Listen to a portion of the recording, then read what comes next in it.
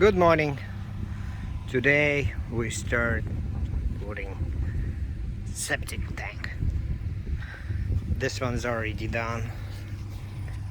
The excavator went to a second house. That will be the same thing.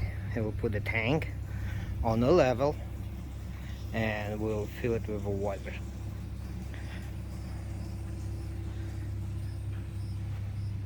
So very soon everything like groundwork with septic and everything will be done, and hopefully we'll start putting grass.